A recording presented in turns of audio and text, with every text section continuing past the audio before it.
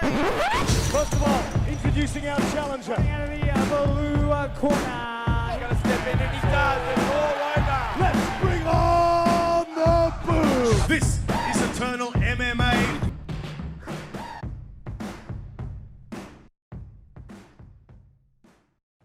Mixed martial arts fans, thank you for joining me once again. This is Eternal Insiders, and I'm joined today by a very special guest, none other than your new Eternal lightweight champion, fresh off his knockout win at Eternal 76 at the HBF Stadium in Perth, Western Australia. I'm talking, of course, about Quillan Salkilld. He's joining me right here, right now. Quillan, you said to me that the perfect way to get this fight done would be get the finish inside 5 rounds. You blitzed it inside a minute, brother. I mean, could there be a sweeter way for you to get your first title win? Oh, no other way. Had to be that way. You know, that's such an amazing feeling. Did you get a chance to celebrate a bit after the fight, man? I mean, I'm sure this has been a bit of a whirlwind experience for you. You know, coming in sort of hot, getting the win so quick. Was there a bit of a time to sort of let your hair down after the fight, maybe at all? Oh, like a little bit, but like, you know, the way I like to celebrate, you know, I just cooked up a massive, you know, tomahawk steak and just sat around the fire with my family and just had a good old chat with the old man, talked a bunch of shit and shared a bottle of rum. Shared a bottle of rum. You're a rum guy. It, yeah, drink of choice. I like it. Did you get that from the old man? Did you? He's a bit of a rum guy. He's the one that kind of got you into it. Yeah, love it. Very nice. Yeah. I know you're a family man. Yeah. Now you had mum cage side, of course, too. So it's very much a family experience. This. Yes. How was that for mum? I saw that video today that she was going pretty crazy cage side. That's my boy. She was loving it. Everyone was in attendance to you there, man. That must have been a great feeling. Oh, such a good feeling. Yeah, she went crazy. You know, now she's bit tired now. She went a bit overboard, I think. Yeah, but I'm so happy they could be there for the experience.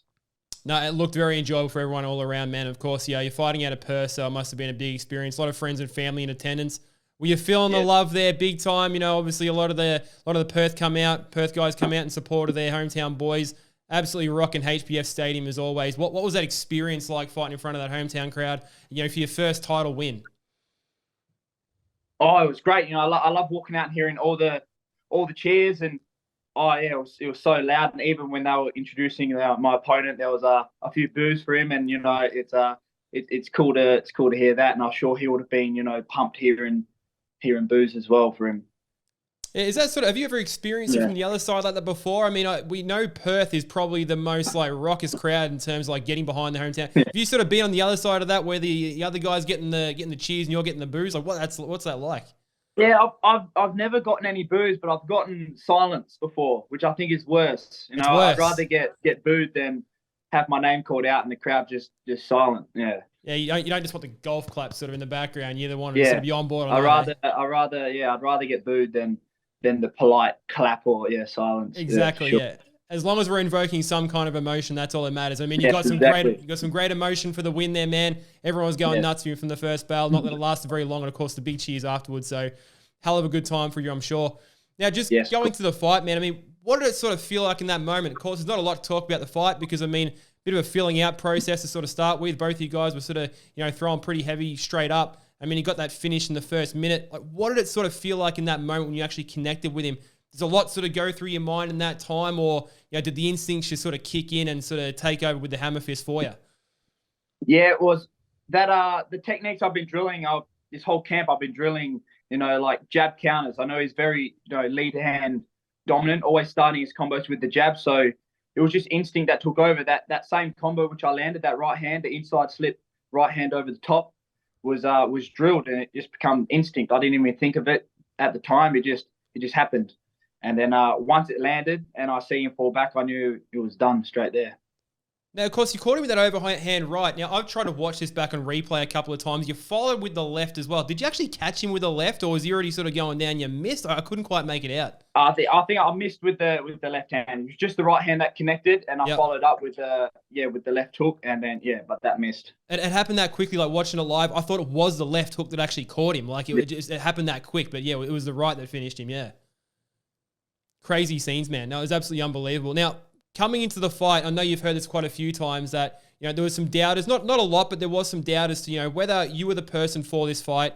coming in with a 3-1 record, still very young in sort of your career. But I think people overlook the fact that as an amateur, you competed 11 times as an amateur. Like, you're no stranger to the cage. You've been here plenty of times before. This isn't your first rodeo, of course, your first title fight, but you've got plenty of in-cage experience, man. I mean, 15, 16 fights in the cage all told.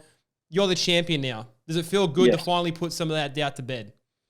Yes, of course. I understood where, people did think that maybe it was a bit too young in my, pro career to get like the shot. But, I knew myself, my whole team believed in me. And, now that it's finally happened, I'm not like surprised. I'm not too over the moon. Like I knew that this would happen.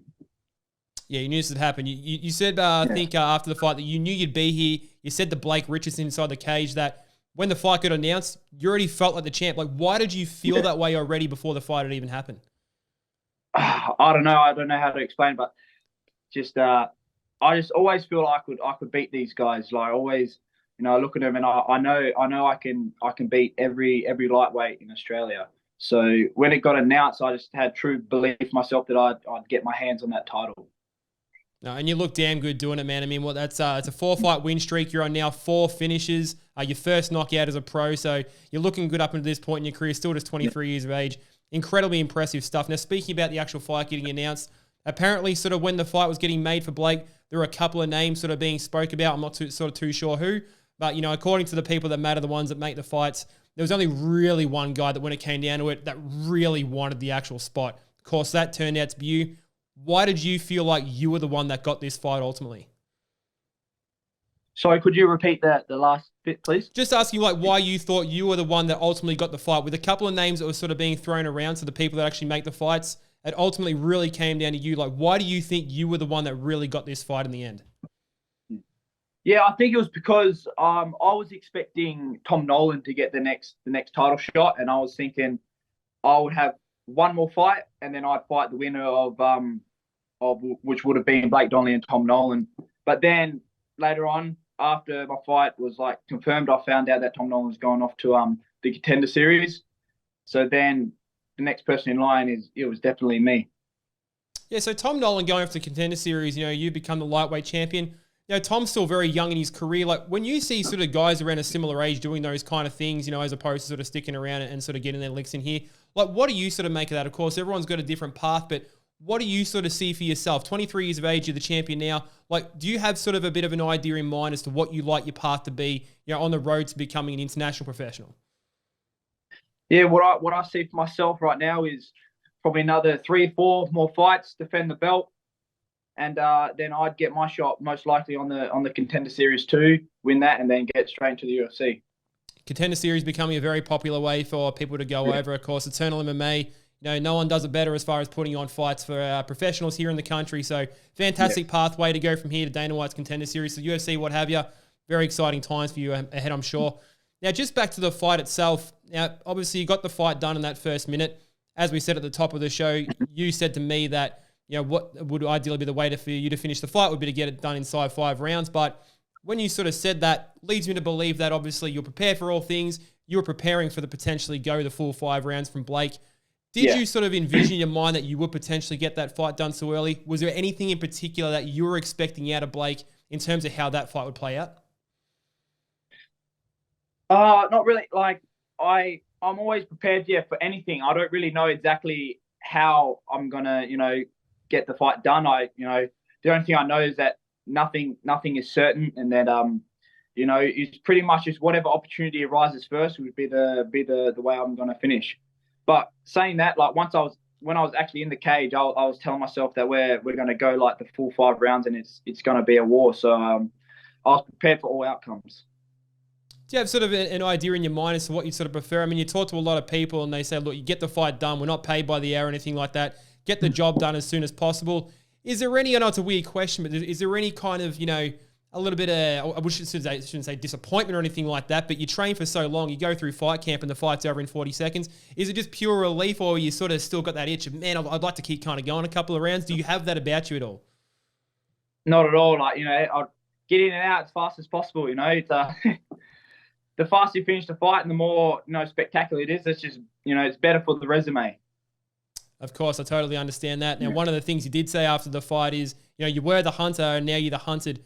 And you said that you do enjoy having that target on your back. That's a rare thing. I haven't sort of heard that a lot. Tell us why you like having that target on your back now that you're the champion. Oh, shit, I don't know. I don't know. I was like that feeling of like, all eyes on me and everyone's coming after me. Like, it's a weird thing now. Like, I was on the other side and now everyone's trying to hunt me. And it's quite a cool feeling, I think. No, it's a feeling that I'm sure you're going to want to have for a long time, and we'll definitely see what's for you next. But you don't hear that too often. Often people sort of get more geared up to be the hunter. You getting your jollies from being the hunter. That's a new one for me, but just a testament to your fighter spirit, man. Absolutely cool to hear. Now, I just want to talk to you a little bit about your gym. Of course, you talked very fondly of Romel Luistro and Luistro Combat Academy. Give us some insight into that gym, how they prepare you for the fights and what they mean to you and how they prepared you, to be as good as you are at the tender age of 23 as a professional fighter. Man, this family there, like when we started out, I was training just out of Coach Romel's, just his backyard. He had a shed at the back. He had some mats laid out. And like my first ever amateur fight, I was training out of, his backyard with just, a few of the boys there. And now we've built, had a gym and everyone's just, building. We're just, trajectory is up. And everyone's getting real good. And I know soon we're going to be one of the top gyms in Australia, and then eventually we're going to be one of the best gyms in the world. I know there's going to be people from all over, traveling to try to train with us. I really, there's 100% belief. I know that that's going to happen. Yeah, a lot of good things happening in Australia with a lot of cool gyms. The Luistro Combat Academy, definitely one of those ones coming up. A lot of cool guys that I've spoken to from that gym as well. Like, who are some of the guys, for those that don't know, like, what's sort of the team situation like there? Like, who are sort of the guys you're training with? Like, who are the guys we can look forward to seeing out of the Luistro Combat Academy get inside the cage? Yeah, well, some of the main guys, we got like the Jones brothers training there. And, like main training partners for this camp, mainly sparring, being, like Luke Jones, Cody Haddon, and Stephen Wong fighting out of there. And, they've been, wicked training partners. And, man, everyone's just a beast in there. It's very hard to win rounds in that gym. Sometimes you're the hammer, sometimes you're the nail, right? And from what I hear in the training room, more often than not, you're the nail. Yes. And Cody Haddon, definitely a guy I've spoken to in the past, another up-and-comer. So, big things for Luistro Combat Academy. Of course, they've got a champion now in yourself as the Eternal Lightweight Champion. Huge news, absolutely spectacular weekend for mixed martial arts, especially for young fighters. Speaking to Blake as well, Blake, another guy I got a tremendous amount of respect for. You guys showed each other so much respect in the cage, but to see a couple of young guys like, kind of in the prime of your careers, like, going at it so early in your career, the build up and everything sort of after, sort of really cool to see. Do you appreciate that side of the sport? Yeah, I do, of course. Yes. Yeah.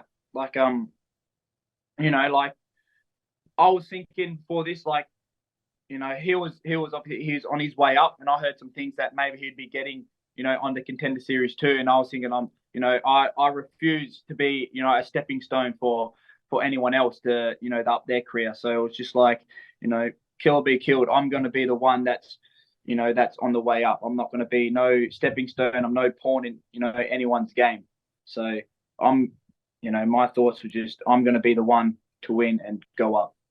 Steal some of that thunder, man. I absolutely love that mentality, and you absolutely put on a clinic for as long as it lasted, man. So you're well and truly, you weren't anyone's stepping stone. You're the one stepping on stone. So absolutely congratulations to you. Now, you said before that you still want to get a few fights in before you maybe move on to bigger or better things. But, what have you got sort of something in mind in terms of what's coming up? Of course, we know we've got Eternal 78 as a potential venue. Or we know it's not a potential venue. We know it's confirmed ahead of UFC 293. Is that something that you potentially sort of like to get yourself onto, or are you just sort of, taking a back seat and seeing what's offered for you at this point?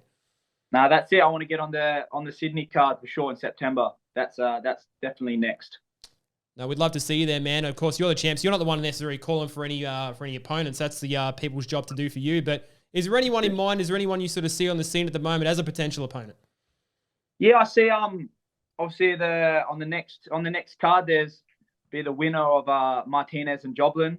They're probably up there next. Or there's a guy like Josh Togo. He's up there too. He's like one of the better guys as well. So I'm guessing out of those guys will be next. But I'll take anyone. Hey, sign me up for any of those fights, man. I'm sure any fight fans would be keen to see any of those fights. For sure, they'd be absolute bangers. So lots to look forward to. Hopefully we get you on that Sydney card. Regardless of what happens, though, man, absolute pleasure having you on the show.